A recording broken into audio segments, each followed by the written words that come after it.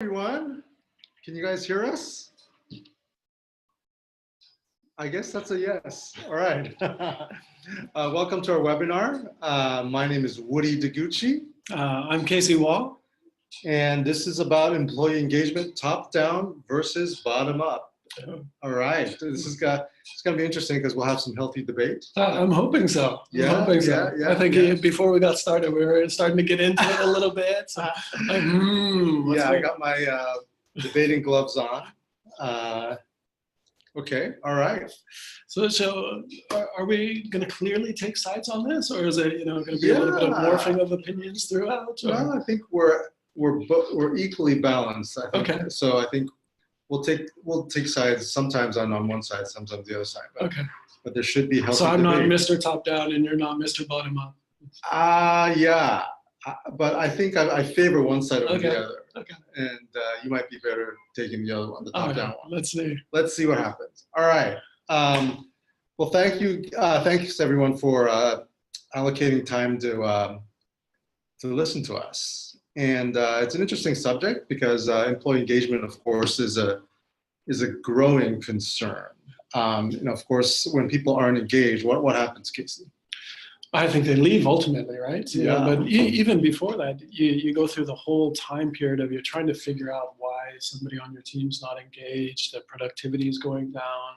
Mm-hmm. You start like all those negative feelings, like the resentment, and you usually try to do this dance if you're a manager, mm-hmm. trying to figure out what's going on with this person. Maybe you use different vocabulary, and that's quite, psychologically and emotionally, it's quite draining, I think, for everybody. Yeah. On all sides of that equation. Yeah. Also costs a lot of money, right? Yeah, it does. When someone leaves. How much does it cost? Costs anywhere from $45,000 to $150,000. Okay. According to LinkedIn. I just got this. I mean, it takes 8 months to train a new person. I mean, gosh, that's a long time, especially when you're in Silicon Valley. 8 months feels like a couple of years. It's a lot of money with the salaries here. Yeah, and the frightening fact is that 51% of employees in the United States are thinking about leaving their current job. Okay, so that's frightening because there's something wrong there, and engagement isn't happening as it should. So there's a lot of things I think companies and managers can do to improve engagement. All right. Oh, I'm motivated now. Okay. Hopefully we can give everybody something. Let's knock that down from 51 into the 40s with this. All right. Okay. So let's go to we're going to show you some slides. We're going to, of course, welcome everybody. I appreciate your time. Thank you for listening to us today. And let me move this a little bit so I can see it. Okay, so we are going to basically start with introductions. Kelly, maybe you can help us move this a little bit. I'm having trouble reading the slides here. But Casey, why don't you start with a self-introduction? Yeah, I'm Casey Wall, the CEO of Wall & Case. So Wall & Case is a recruitment firm that's based out of Tokyo and founded in 2010. So I set up the company there. So you're living in Tokyo now? I'm living in Tokyo. I'm here in San Francisco visiting you for a couple of days. It's funny. I'm Japanese. I live in San Francisco. Right. You're American and you live in Tokyo. This is interesting. Okay. So I've been there for 19 years, and most of the time has been in recruitment. And I absolutely love the industry, and I've always wanted to innovate it and change it and really do it at a global scale. And that was kind of one of the drivers to set up the company. But what I learned is you couldn't do much innovation within recruitment. Yeah, it's been, it's a traditional field of work, and I'm sure it's a lot more data-driven than it was before, but the processes really are similar, aren't they? It's getting there, right? Like they're pretty similar. The business model's pretty set. Yeah. I think there's a lot more startups, but halfway through the journey, we started to transfer into more of an HR tech company. And Attune was actually one of the tools that we developed. And why did we start to develop Attune was, within recruitment, I'd interviewed thousands of people and hired hundreds of people to be recruiters over the years. And to be a good recruiter, the difference was motivation. And it was one of these things that you couldn't see. Like we could screen for, somebody to have good listening skills, good questioning skills, are they relatively social and sales-oriented type of thing?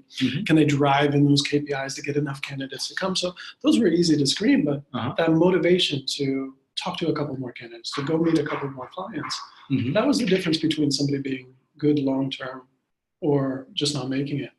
Interesting. And interviewing thousands of people over years, I could never understand what are people's motivations. Mhm. Never understand. I could ask them the questions, and I thought I was pretty smart. I could. Yeah.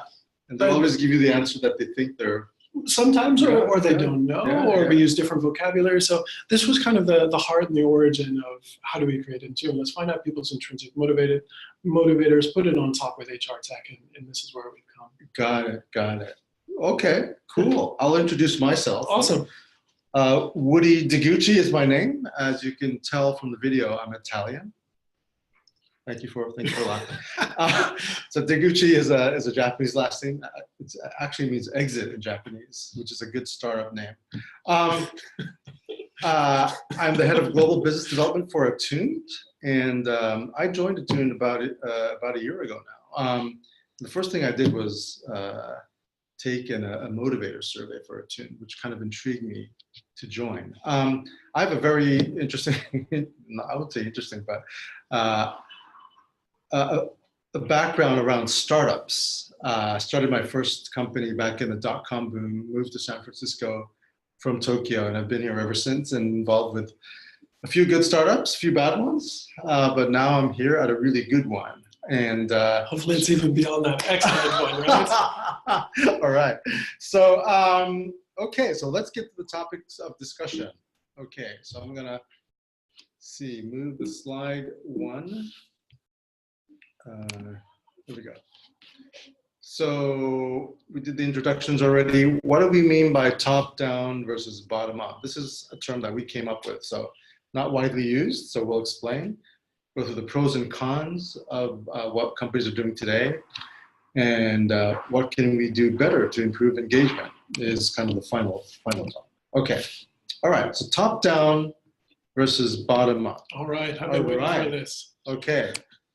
So I'm going to use an analogy here. This may or may not resonate with a few folks, but top down, I think of a billboard that is on next to the freeway and everybody sees it, and it's really not targeted so much at anyone, but it covers a whole lot of people the same way.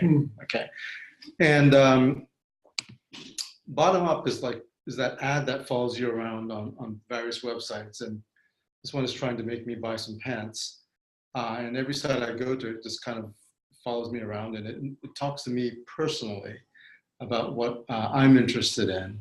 And this analogy is similar to how big companies and small ones, use engagement. Okay, so what you're saying, top-down engagement is more like the billboard, that it's just scattershot. It's a lot of not targeted customers, and it's not talking to you specifically. Bottom-up is very specific. It's really about you, the person, in of course engagement, the employee. And personalized, and it's going to follow you all across the internet. Yeah. Okay, so let's talk about top-down first. I mean, give me an example, I guess, maybe, Casey, of top-down style employee engagement. Top-down style employee engagement. I would look at it as, okay, you're probably, even if it doesn't matter the size of the organization, even if it's a small organization, a mid-sized organization, or a large one, I think if you're part of the leadership team and you're trying to accomplish something, whether you're trying to launch a new product, go into a new market, change the culture, you've got to move the team with you. So it's like leadership, right? Yep. And so I would say if it's really kind of leadership, and how do you get these people on your team, and not just you're walking in front and you have to look back and are they following you, but just to know that they're engaged and they're ready to do this mission. Wouldn't that be kind of top down? Yeah. I mean, I've been to a few employee engagement conferences over the past year, and of course I'm learning about this.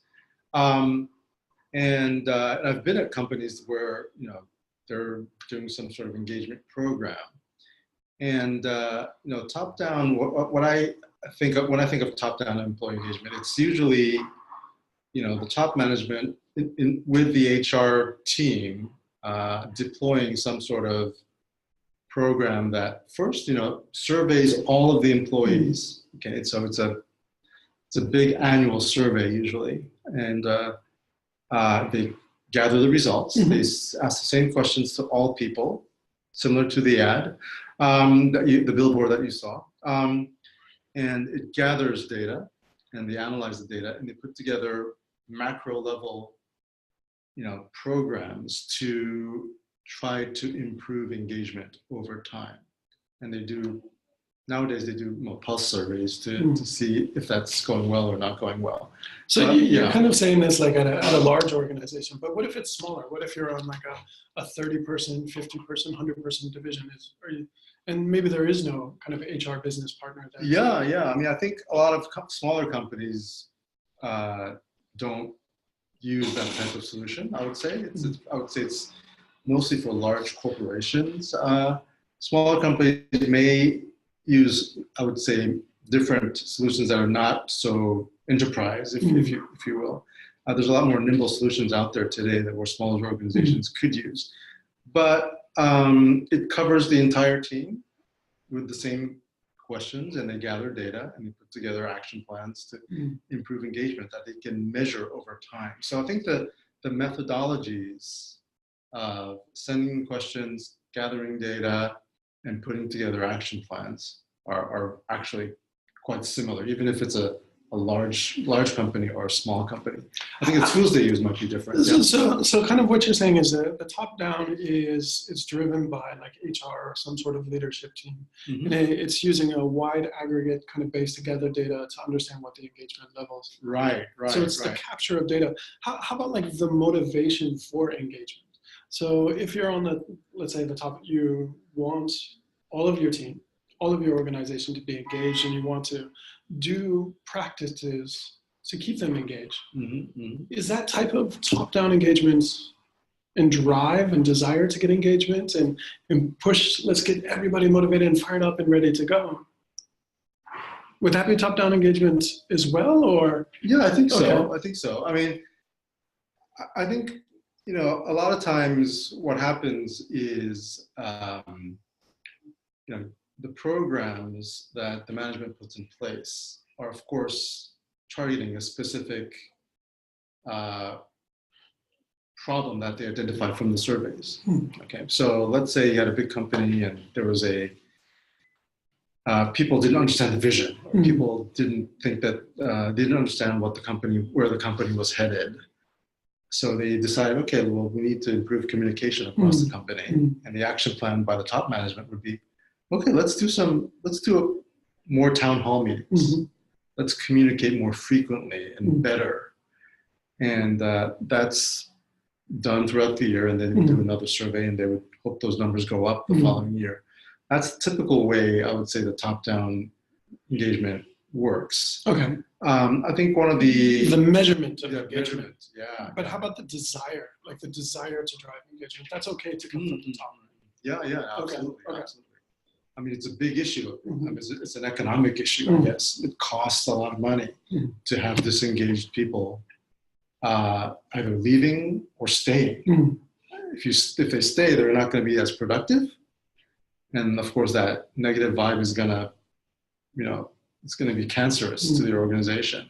If people leave, obviously it costs a lot of money to rehire and get people trained up again. So either way, disengaged employees, we know 51% of employees today are thinking about leaving. I mean, that's a lot of people.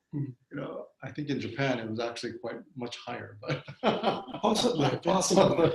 There's not that whole changing of jobs. Yeah. So let's look at some of the pros. I mean, there's a lot of good things about top-down employee engagement. You get a macro level view of a company. So if you have like 20,000 people in your company, sure, you want an aggregate view. I think that's really good.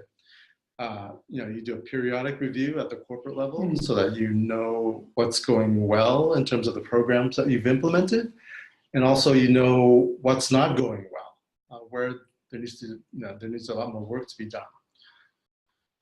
And of course, aggregate data can be powerful. I think, I worked at Sony a long time ago. They used to give me these really long paper surveys. Of course, now they're probably on the web, but this style has been around for a while. So what are some examples about aggregate data being powerful? Like, what do you mean? Well, I think if you're at the top management or the head of HR, you want maybe the top 3 problems to solve for the company that can be done across the company. So what you're saying is, if you've got 1,000 people, 300 people say, okay, this A is the biggest problem type of thing, and you can segment. Exactly. Okay. And you just know where to focus your limited energy, maybe have a small team. Exactly. You have a limited budget as well, limited time. So it sounds pretty good. Yeah, no, it's good. You can focus. Yeah, I mean, there's definitely good about it. I mean, we're still in the pros. All right. Companies are spending billions of dollars on it, right? So like, there's got to be something good. I mean, it was better than not doing it at all. Absolutely right. Right. So, and that market is, it's it's accelerating in terms of adoption as well as, daily improvements in how it's done. So there's definitely something there. What are some of the things that they can work now that it's missing? I mean, I think that's. I don't know. I hope this isn't a quiz. I'm all for it. It sounds great to me so far. You're getting this big aggregate level of data. You know where to focus your resources. Yes. You've got the big goals. It sounds like. But like leadership. Let me tell you a story. Okay, so in my previous company, which was a publicly traded company, big company, they of course had an engagement solution. You answer like, I don't know, 100 questions once a year. And well, that part sounds like a con. Yeah, well, it's long. Okay. Yeah, and but there's incentives usually to like respond early. Okay. Right? Like big companies, you'll actually get a trip to Hawaii if you're the fastest team to respond. Really? Yeah. There's like people really like like there's a lot of people that of course avoid doing those surveys, but like there's incentives, like, and people have to be like incented to actually get these long questionnaires. Sometimes it takes like an hour to answer, so it's a big initiative. And I've taken many of them, and they go away and they think of these corporate programs to try to improve some of the numbers. But the question is like, what does it mean to me? I guess like whenever those actions were taken by top management, I was like, yeah, but like, I'm still not as engaged as a result. Like, what does it mean to moi? I guess is the thing, right? Yeah. There was a book I read called like The End of Average. I love this book. And it was talking about, that averages almost mean nothing. And one of the examples that they were giving is one of the earliest kind of fighter jets that they were developing, that they would have pilots go in there and they had the seats and people were crashing all of the time. Like the crash ratios were so high and they couldn't understand why. And the reason, as they finally figured it out, is the seats that they created were made for the average pilot. But there was no such thing as the average pilot. Some people's legs were longer or not. Some people couldn't see out of the canopy, type of thing like that. And then, they learned to adjust the seats. And when you could adjust the seat for each individual, some people had longer arms, some people had longer necks, whatever it was, then the crash ratio went down tremendously. Wow. Just by adjusting seats. So what you're saying is, with this aggregate top-down style, we're getting the old seats and we're going to crash. Like planes on an individual level are going to crash. Yeah, I mean, each person is different, right? And they're motivated differently. And the blanket approach gives the top management some numbers they can work on, right? They can. But you got a whole lot of crashing planes. Okay. Yeah, and it shows, like I said, over half the people that are employed today in the United States are thinking about leaving. Okay. Which is disengagement. Yeah. So, the cons here of top-down employee engagement, it enables only corporate actions. Okay. Aggregate data can be vague or unspecific. Again, what does it mean to me? Doesn't speak to the individual. So these are some of the things that. When you talk about like corporate action, like what do you mean? Yeah, corporate actions are like the programs that maybe top management would put into place to solve a specific engagement-related issue. Okay. So if we identified, problem A, we don't have good paternity or maternity leave. Like a lot of people. Yeah, it can be a benefit. Complain. Yes, a lot of people are complaining about this, or a lot of people don't understand this very well. And top management decides, okay, we're going to communicate it. We're going to change the policy. Yeah, but that sounds like a good thing. It's definitely a good thing at a corporate level. So I mean, a lot of engagement solutions have shown that, over time, they solve these big problems. Okay, over time. Yeah. And it's at a corporate level, the numbers go up. So it's like driving a bigger ship. Yes. Okay. So, but again, the individual is kind of left in the dark, so to say. The group is taken care of, but like the team or the individual. Okay, let's start that up for me. I'm seeing. Okay, good. So, I mean, there's things that I think employee engagement still needs to work on. Okay, because like HR is becoming a science. I was just in a meeting with an HR team, and all the people in the room were data analysts. These were like not the HR people that I grew up with. They're crunching numbers and they're trying to make data-driven decisions. But with engagement, it's still, I would say, in a very early stage, in the sense that the individual is still kind of left out of those data-driven decisions. We're taking aggregate data, which is definitely better than not taking any action at all. And of course, top-down employee engagement does work. But no, what about the individual? Can we do something better that's targeting the employee and the team to be better engaged, as opposed to the entire corporation, if that makes sense? So what we're saying is, okay, top-down employee engagement, it's like steering a big ship. Yeah. So over time, you can get it going in the right direction. You can do some positive things, but you're going to have a lot of people, individuals leaving because, hey, that policy, that wasn't what it was important to me. Yeah. I took this long survey. I took an hour, maybe a couple times a year. My voice was just lost in kind of the muffled type of thing. And I turn over, my friend turns over, that's $150,000 every time. So you're still having a lot of waste. It's practically good, but a lot of waste. Okay. So let me ask you a question, Casey. All right. Of the people that leave their jobs in the United States, what's the biggest reason why they leave? Oh, their boss, of course, right? Yes. You join a company, you leave your manager. Exactly. So I think for the audience, you're professionals, I'm assuming, and everyone knew that answer. But 3 out of 4 people that leave their job, so 75%, say that they left because of their boss. Okay. Meaning that you have to solve the manager-team member relationship to get people engaged. I mean, because the wide corporate programs that we just talked about. So even if you've got like the best feedback loops and you're doing kind of wide programs that are really good, if that boss isn't working well. Right.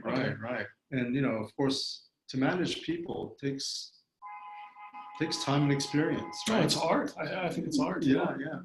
But I think we're getting close to making it more of a science. I think that's, HR is like super, I don't know what to call it. We're at the cutting edge of making like HR less vague and artsy into more of a science and a data-driven thing. Okay. All right. So let's talk about what we can do better. Like, how do we make engagement actually work at the individual level, at the team level? Like, how do we make managers better at getting employees engaged? Right? Yeah, and companies spend a lot of money on management development, whether it's internal training programs or external training programs. Yeah. And it really comes down to the quality of management, is how well can they work with their team, get the best out of each of their individuals, get them aligned with the corporate group type of thing like that. In case you've managed many teams in the past, and I'm sure when you had one-on-ones with them and tried to get them engaged, what did you do? I mean, did you use data, or did you use gut feel or intuition? Oh, it was all gut feel and intuition. I think you had some KPI data. Yeah. But otherwise, it's gut feel, and it's hard to be a good manager because there's no data. It's tough, and what I would always find, it took me about 12 months to 18 months to figure out every individual on the team. Yeah. And it was just a trial and error process. So, okay, I'm speaking here to, let's say, Woody, like if you're on the team, it'd probably take me a while to say, this is what he really cares about. You got to take me to lunch, you got to take me to drinks, so you got to do a lot of things. Like, who is this person? Like, I get you now, I feel you, right? Yeah. It takes a long time to get there. But even still, like there were individuals that I could never figure out. Yeah. I mean, it reminds me of this one guy that I managed when I lived in Tokyo. I just couldn't figure this guy out. I mean, I'm trying to motivate him and, you know, him to sell and deliver the numbers that I need. And I just couldn't get this guy to be motivated. And it was one of my failures as a manager. I tried everything. I took him to lunch, took him to dinner, hung out with him, you know, try to do things with him that out of work, but I could never figure it out. It still bothers me actually, because and he eventually left, and you know I couldn't help them. So I think everyone who's listening has someone on their team that they wish they knew better, or like could get them to engage more in their work. And so far, we've relied mostly on gut feel as you know, to manage people. It's really a experience and gut feel, right? But all right, so if we can figure out how to engage each individual on an individual basis, I think that's something we can definitely do better. We can also enable managers to be better managers, right? And what I mean by this is that we could give them data to actually help them do their management job better and get their team members really, really excited about being there and working there. And you know, engagement can be improved significantly by the team manager. Okay. So kind of. It sounds like a perfect segue into bottom up, right? Yeah. So how do we do this bottom up employee engagement thing? I mean, so when I first heard like the topic of today's webinar, I was like, okay, bottom up, it's trendy. Everybody talks about bottom up. Really, they do? Like, okay. I think like if you look in the media, it's like, oh hey, it should all come from your teams, and everybody should just be instantly inspired to work and just be happy and be that beautiful individual that they are. And I was like, that's bunk is what I was thinking, right? Running a company or leading a team in a division is really hard. You've got to go in a way, and you've got all of these people, and how do you get them all aligned, and how do you figure all of this out? Yeah. Of course, it's got to be top down. You've got to be kind of engaged on this. Yep. But it's like just imagining you put 100 people or 50 people in the same organization, and it's beautifully magically going to work out. I was like, no way. Yeah. That's not how it should be. But yeah. I was at a startup. Converting me with it. No. I mean, I was at a startup, and we had like, I don't know, like maybe 8 people, right, to begin with, and everyone was hired by the CEO, right? So like everyone was kind of on the same boat, right? And we were doing well, so we grew and grew and grew. And I think when we sold our company, it was about 50 to 60 people. And like when you have 50 to 60 people, and like the CEO doesn't know everybody in the company. Yeah, you get a lot of variety, right? I mean, diversity is of course power, but you realize that you don't really know everyone very well, and you get a lot of people that have different motivations for coming to work. Yeah, some people are motivated by innovation and learning something new. Some people are motivated by financial stuff, or it could be motivated by status. Or do you know with Attuned, we've found that there's 1.7 million different motivational combinations. Yeah, I can imagine. Yeah, because everyone has different ways they're motivated, and they're prioritized differently as well. When I took the test, I found out things about myself which I kind of knew, but like I was like, yeah. When I saw the results, there was like 11 categories of motivation, and they were ranked from 0 to 100. And I found out things that I really didn't know about myself, which really helped me, figure out whether this job was right for me, first and foremost. So, So what were those? I'm curious. Like, you're an experienced manager. You've had like a good exit. Like you've got the name for exiting startups. So the funny thing was the most important thing for me, Casey, when I took the Attuned survey, and understand, it basically showed my intrinsic motivators. So the top one was altruism. And being Japanese, I actually didn't know what altruism meant, so I looked it up, and it was this, I guess, the desire to help other people. And having mostly been in sales and business development, I always thought I was financially motivated mostly, but it turns out helping people was really important to me. And in my prior job, I was licensing patents for a living, and I really wasn't helping anyone but myself. And I now, and it was killing me. I was making good money. I was with a good company, you know, they were taking care of me. The people were nice, but I was still unhappy. I couldn't figure it out. And I took this motivator survey, and the first most important intrinsic motivator for me was altruism. And like, now I know why I was so unhappy, because that bar was completely not fulfilled at all. So that's really interesting. Like, you know, I've heard the story, but somebody who I see as very sophisticated, experienced manager, experienced kind of global business executive, run large organizations before, that didn't really understand what was driving yourself intrinsically. Yeah, and I think most people, I mean, they kind of know their personality, but intrinsic motivators are like a lower layer, like lower than your personality in terms of, it's really closer to your heart, I should say. So just to be clear, it's not connected to personality. It's not. It's not. It's actually something I would say is deeper in your heart. So it's probably hard to understand even for yourself. So so in terms of like, you know, things we can improve, you know, I mean, think finding out what motivates your team. Like, so just back exactly what you said, right? So if we were back at that patent organization, and how do we bring some more altruism to your job? Like, we could craft it maybe a little bit different somehow. Yeah, I mean, they could have transferred me to a different division that maybe focused more on products. Maybe customer success. There might have been a different career path for me, or my manager could have certainly motivated me by doing different things and seeing my motivation profile. If my manager really understood what motivated me, like deep in my heart, you're intrinsically, right? Just what's going to get you out of bed on that rainy Monday when it's cold, like all across the U.S. I'm sure I would have been a more productive employee. I would have gotten up every morning excited to go to work. I would have produced and performed better. Yeah. So I think, you know, getting back to the bottom-up employee engagement kind of subject, I think finding out what motivates your team individually, like each person is going to be different. Like you said, there's 1.7 million patterns.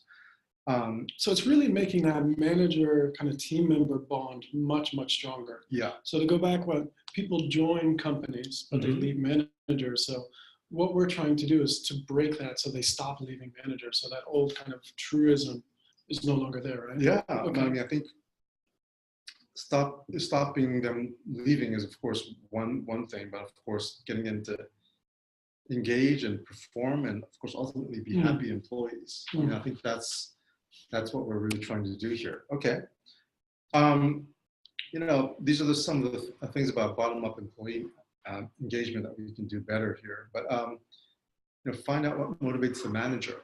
Okay, so if I was managing a team, of course it starts with me understanding myself, and then if I understand what motivates my team, you can be aware of the gaps. And I'll give you an interesting example, a real life example.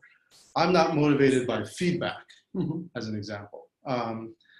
It doesn't show up in my intrinsic motivator. Well, you've been in startups, so probably if you had too much feedback, you know, people say, no, this product's not ready. Yeah. So I mean, so feedback doesn't motivate me intrinsically. Okay, it's a very low part of my profile. I have several people on my team where the feedback is really high. They're younger in their career, and I have to consistently tell them that they're doing well or they can do this better. Just give them continuous feedback so that they remain engaged, and that's important to them. To me, it's not important. So if I don't do that, I'm not motivating them successfully.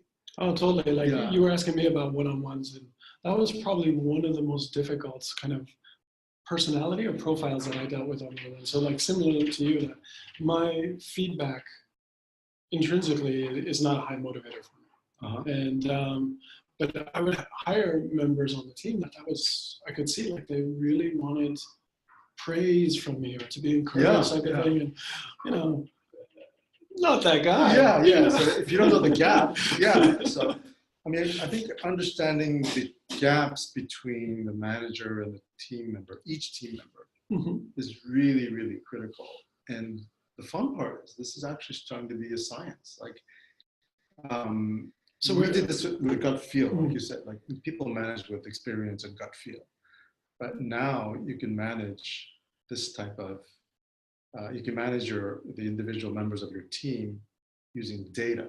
And that's, I think that's pretty sexy. I mean, HR is using more and more data every day. And we're getting to like really, really deep data about each individual that managers and, you know, of course, ultimately benefiting the employee to make that person more engaged and a happy person, I think. And there's now data that we can use to really, really improve employee engagement from the bottom up, meaning at the employee manager level, whether that team is at the ground level of the company, or it could be even among the top management. There's various teams and dynamics within a big organization, but it's still the same thing. I mean, one person leaving the company is 3 out of 4 times going to say it was the boss is the reason I left. And unless the boss understands that person's intrinsic motivators, it's hard because you're relying on gut feel and experience. Yeah. Yeah, and then I think with Attune is basically what it is. It's giving you the ability to see what was previously unseen, right? Yep. And it's based on a scientific background. A lot of research went into it. So all of a sudden you have data to see stuff that was gut. Absolutely. And like instantly you can see team dashboards and kind of team dynamics, understand those gaps between managers, and just save a whole lot of time. And yeah, exactly. I mean, I think we're trying to make companies really be able to have high engagement at each team level by making the managers, enabling the managers to be the best they can be. And traditionally, we've relied on experience and gut feel. Now we can give them the data that they need to engage each individual on their team. They're all different, like you said. Yeah. So it's not an either or, like top down or I don't think so. So it was framed as a versus, and I was all ready to. Yeah, I mean top down, but engagement is maybe a combination. Yeah, I think it's a combination, like you said, Casey. I think it works to a certain level. Top down, the top down engagement works to a certain level. But when you look at maybe for the majority, it can help. Okay. Yeah, I mean it solves broad problems across the company, but it doesn't solve anything specific for the team. And there's gazillion teams in big companies. That's really. Yeah. So that was kind of our discussion. Yeah. So let's see if you have any questions. And I'm not sure if I'm supposed to do something here to enable that functionality. So.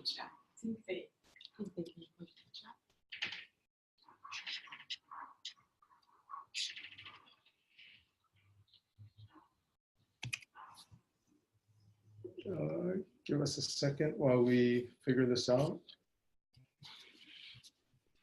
If you had any questions while we're trying to get to the chat, go ahead, turn on your microphone. Please ask, don't be shy. Oh, you can't. Oh, okay. There we go. Okay, so there's a chat.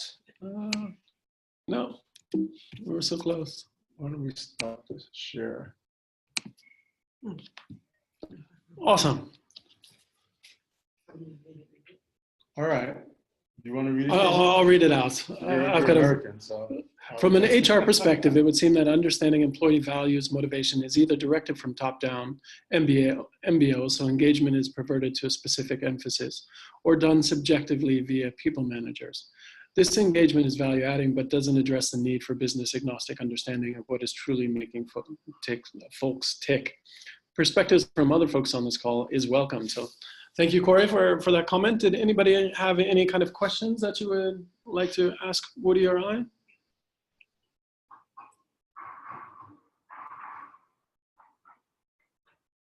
All right, if you have some questions, somebody's coming. So how do we actually motivate people? Based on what we can motivate people? All right, so what are the criteria? What are the factors which actually motivating people? Just maybe some examples. Oh, okay. So I think we still have the screen shared here. Sorry, it's a little bit hard to see, but on the screen in the background, you can see employee A, employee B, employee C right there. And you also have kind of Woody's. Yeah, this is actually a raw view of my team. And at the bottom left is kind of my motivated profile. You'll see that here. The ones on the right that have a relatively high number, it says 96% for altruism, let's see, it was 95% for innovation, 90% for social relationships, 85% for competition, and 83% for progress. These are my need to have things. So for me, for my boss anyway, okay, this is right here, it's a bigger view. These are the things that I'm motivated by. And we know from big data, I guess, is that if two of these aren't met, actually, I'm probably going to be leaving pretty soon. Yeah, so it's just pretty scary stuff, right? But these are some examples of things that I am motivated by. So just to jump in here, so with Attuned, it's a 55 questionnaire survey. It takes about 10 to 15 minutes to complete. Now it's pretty quickly done. I don't, excuse me, I don't think it's that big of a burden. But what we had done is we'd worked with a team of psychologists for a couple of years and broken it down into 11 intrinsic motivators. So there's altruism, which you talked about being your main driver. You can see them all up on the screen here, is where it is. So going back to the question, it's these 11 aspects, distinct one, which can be the motivators for each individual. And where the difficulty in management comes from is everybody is made up differently, right? There's 1.7 million different profiles. So just looking at the teams, Woody's got 5 intrinsic motivators at the top there that are need to have. So from progress, competition, social relationships, innovation, altruism, and even some that's like might seem to be kind of disparate at first. So like altruism and competition maybe don't seem like a natural combination. So it could be a little bit difficult for a manager to understand, hey, Woody wants, difficult goals, or he wants a challenge, and understanding competition might be easy. Oh, but he also wants to help people. So that might have been something really difficult to understand previously had somebody not seen this. And then we have some of the other people on the team with different setups, right? If we look at employee B, this person is intrinsically motivated by status as number one. So how important is the reputation of the company? Where is the place of work type of thing? What is the title on their job? All kind of things that are important for them that we're looking at. So really, what are the motivators? Or the intrinsic motivation of each employee based on the assessment that Attuned will display for you, and it's based on those 11 different categories that you can look at. And where these intrinsic motivations come from is those are the values of each individual. And the values are the deepest layer of the psychological profile, and it's not a personality test, and it's not a personality assessment what we're looking at here, but how was this person socialized in their earlier teens and in kind of 20s, in their kind of transformational years and development years. That sets the values for a lot of the course of the life. And through the research that we worked on, is values don't change very often. Relatively for a 10-year period, they're pretty static. And it's those values which decide which goals you go after and what you're going to focus on. And this equals the motivation. And this is really what Attuned's displaying. Got it, got it. That was a great question. Thank you. I hope we answered it. Yes, thank you. I think, yeah, go ahead. one of the issues, I know we are doing the trial on Attune. One of the questions that we've been trying to find out very hard is to, when you say altruism and all that, like you like status, how do we really explain or understand that particular motivation, intrinsic motivator better, so that we can actually kind of have a better idea? So if you're looking at the individual intrinsic motivator profile, so I think when you were taking the trial, you would see this for each individual. If you scroll down below that, it gives more of an explanation about which of those, what does each motivator mean? So altruism, it gives like 4 or 5 examples for those. Actually, with Attune, that's one of the most difficult things that we've had kind of expressing it to people, is because it is something that hasn't really been seen out there. Like, we don't know somewhere else where you can find out intrinsic motivators. So what does each one mean? We also do have kind of cards. So I can send those to you afterwards if you'd like. And you can use it with your team, and it'll help understand and give that kind of knowledge basis about what each intrinsic motivator means. Does that help a little bit? Really great case. Actually, I'm trying to set up our team session next week, Wednesday. Maybe if you could actually do a video call to our team. Okay, I'd be happy to do it. We'd be happy to.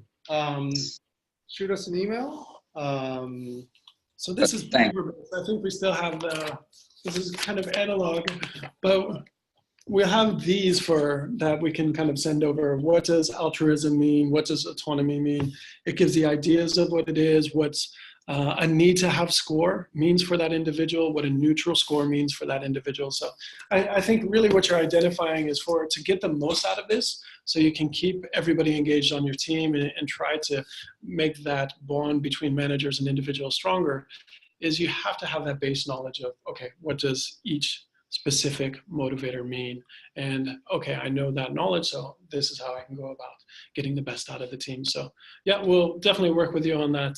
Educating, I'll be happy to do that call with you. Thank you. Okay. Well, thank you, Woody. Any questions? Any other questions? I know Corey commented on a few things. I don't know if there was a question in there. Just wanted to make sure that if there's any other questions, it's a great opportunity to answer in real time. And if there isn't any that are going to pop up, feel free to kind of jump in here. But you can email me at casey.wall@attuned.ai or lee.deguchi@attuned.ai. Okay, and we'll be happy to follow up and answer any of those questions that you might have specifically. Okay, all right. Okay, good. It's been fun, Woody. All right, thank you very much. I appreciate it. All right. I'm a believer. Okay, good. It's a bottom-up engagement. Thank you. All right, thank you. you. Take care, everybody.